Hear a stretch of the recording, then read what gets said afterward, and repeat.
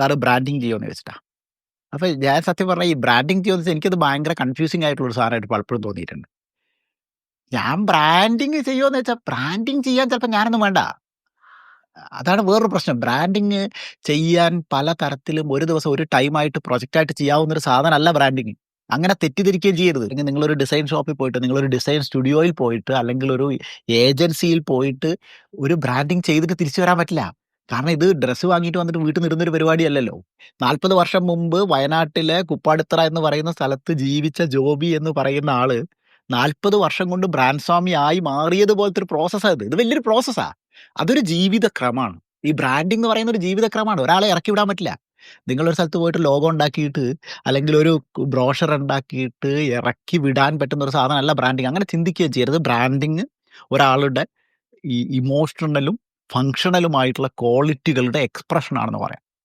നിങ്ങൾ എങ്ങനെ ഇപ്പം ജോബി എന്ന് പറയുന്ന വ്യക്തി എങ്ങനെ പെരുമാറുന്നു എന്നുള്ളതാണ് ജോബിയുടെ ബ്രാൻഡിങ്. അല്ലാതെ ഞാൻ ചെയ്യുന്ന ഒരു സെക്കൻഡ് കൊണ്ട് എനിക്ക് ഞാൻ അല്ലാതായി മാറാൻ പറ്റില്ല. ബ്രാൻഡ് സ്വാമി അല്ലാതായി മാറാൻ പറ്റില്ല. അപ്പൊ എത്തരത്തിൽ ഞാൻ എന്ന് പറയുന്ന ആളുടെ ഒരു ഒരു ഒരു ഒരു ക്യാരക്ടർ കൊടുക്കലാണ് ബ്രാൻഡിംഗ് എന്ന് പറയുന്നത്. ഒരു ക്യാരക്ടർ കൊടുക്കുക, ഒരു സ്വഭാവം കൊടുക്കുക, ഒരു സംസാര രീതി കൊടുക്കുക, ഒരു റിച്വൽ കൊടുക്കുക, ഒരു ഹാബിറ്റ് കൊടുക്കുക. നിങ്ങളുടെ കമ്പനിക്ക് ഒരു ഹാബിറ്റ് കൊടുക്കുന്നുണ്ട്, അതാണ് ബ്രാൻഡിങ്. നിങ്ങളുടെ കമ്പനിക്ക് ഒരു സംസാര ഭാഷ കൊടുക്കുന്നുണ്ടെങ്കിൽ അതാണ് നമ്മൾ ടോണാലിറ്റി എന്നൊക്കെ പറയും. അപ്പൊ അതിനെ നിങ്ങളുടെ വ്യക്തിയാക്കി മാറ്റുക. ഒരു പ്രൊഡക്റ്റിനെ ഒരു വ്യക്തിയാക്കി മാറ്റുക. അതിനേക്കാണ് നമ്മൾ സത്യത്തിൽ ആർക്കിടൈപ്പ് എന്ന് പറയും, ബ്രാൻഡ് ആർക്കിടൈപ്പ് എന്ന് പറയുന്നത്. ഈ ബ്രാൻഡ് ആർക്കിടൈപ്പിനെ കുറിച്ച് ചർച്ച പോലും ചെയ്യാതെയാണ് ബ്രാൻഡിങ് ചെയ്യുക. എനിക്ക് പലപ്പോഴും സങ്കടം തോന്നിയിരുന്നു. കേരളത്തിലേക്ക് വളരെ ഫേമസ് ആയ ബ്രാൻഡുകൾ അവരുടെ ബ്രാൻഡ് ബുക്ക് തരുമ്പോൾ ശരിക്കും നമുക്ക് സങ്കടം വരും. കാരണം അതിനകത്ത് ഒരു ലോഗോയും ഉണ്ടാവും, ഒരു 4 കളറും ഉണ്ടാവും, ഒരു ടൈഫേസും ഉണ്ടാവും, കുറേ മോക്കപ്പും ഉണ്ടാവും. മോക്കപ്സ് ആണ്, വെറുതെ മോക്കപ്പ് വെക്കുക. നല്ല പടം നെറ്റിൽ പോയിട്ടോ മറ്റേ മിഡ് ജേണി പോയിട്ടോ മറ്റേ നല്ല പടം ഇങ്ങോട്ട് ഡൗൺലോഡ് ചെയ്യും. എന്നിട്ട് അതിൻ്റെ മുകളിലേക്ക് നല്ല ഫോട്ടോഷോപ്പ് ചെയ്ത് ഈ സാധനം എടുത്ത് കിട്ടും. മോക്കപ്സ് ആണ് ഫുൾ. കാണുന്നവരൊക്കെ കിളി പറക്കും. ഇത് കഴിഞ്ഞ് റിയൽ ലൈഫിൽ കമ്മ്യൂണിക്കേഷനിലേക്ക് വരുമ്പോൾ ഈ കമ്മ്യൂണിക്കേഷൻ്റെ ഒരു ആംഗിളും ഈ സാധനത്തിൽ ഉണ്ടാവില്ല. At end of the day logo ഉണ്ടാക്കുന്നത് എന്തിനാ? കമ്മ്യൂണിക്കേഷൻ നടക്കാനാണ്. ഈ കമ്മ്യൂണിക്കേഷൻ്റെ ആസ്പെക്ട് ചിന്തിക്കാത്ത, കമ്മ്യൂണിക്കേഷൻ ഗൈഡ് ലൈൻ തരാത്ത ഒരു ഏജൻസിയുടെ അടുത്ത് പോയിട്ട് ബ്രാൻഡിങ് ചെയ്യരുത്. നിങ്ങൾ കമ്മ്യൂണിക്കേഷൻ ഗൈഡ് ലൈൻ ചോദിക്കും.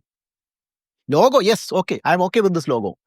Ask them what's going to be your communication guide line. അത് ചോദിക്കും. ലോഗോ യൂസ് ആയി ചോദിക്കരുത്. Communication guide line is critical. അപ്പം ഞാൻ നേരത്തെ പറഞ്ഞ പോലെ ബ്രാൻഡിംഗ് എന്ന് പറയുന്നത് ഒരു വൺ ടൈം ഒരു കടയിൽ പോയിട്ട് ഷോപ്പ് ചെയ്യാൻ പറ്റുന്ന സാധനമല്ല. അത് നിങ്ങൾ നിരന്തരമായി ഒരു കുട്ടിയെ വളർത്തുന്നത് പോലെ വളർത്തിക്കൊണ്ടിരുന്നു. കുട്ടിക്ക് എങ്ങനെ നമ്മൾ ക്യാരക്ടർ ഉണ്ടാക്കുന്നത്? കുട്ടീനെ എഴുതാൻ പഠിപ്പിച്ച് LKGയിൽ വിട്ട് UKGയിൽ വിട്ട് അവനെ വളർത്തിക്കൊണ്ടുവരിക. അവൻ വളർന്ന് വേറെ ലെവലിലേക്ക് വളരുകയാണ്. അല്ലാതെ കുട്ടി ഒരു ദിവസം രാവിലെ ടീച്ചറാവുകയല്ല. അങ്ങനെ തെറ്റിദ്ധരിക്കരുത്. അങ്ങനെ ഒരു പ്രോസസ്സ് അല്ല ഇത്. രാവിലെ പോയിട്ട് കുട്ടീനെ പിടിച്ചിട്ട് വൈകുന്നേരം ടീച്ചറാക്കാൻ പറ്റില്ല. 10, 15, 20 വർഷം പഠിച്ചു കഴിഞ്ഞിട്ടാണ് ആ കുട്ടി ഒരു എംപ്ലോയി ആയി മാറുന്നത്. അത്തരത്തിൽ ബ്രാൻഡിങ് എന്ന് പറയുന്നത് ഒരു പ്രോസസ്സാണെന്നും അതൊരു ജീവിതക്രമമാണെന്നും അതൊരു ടോണോ ഒരു സംസാര രീതി ഡെവലപ്പ് ചെയ്യണമെന്നൊക്കെ മനസ്സിലാക്കിക്കൊണ്ടുവേണം നിങ്ങൾ ബ്രാൻഡിംഗ് എന്നുള്ള സബ്ജക്റ്റ് സംസാരിക്കാൻ.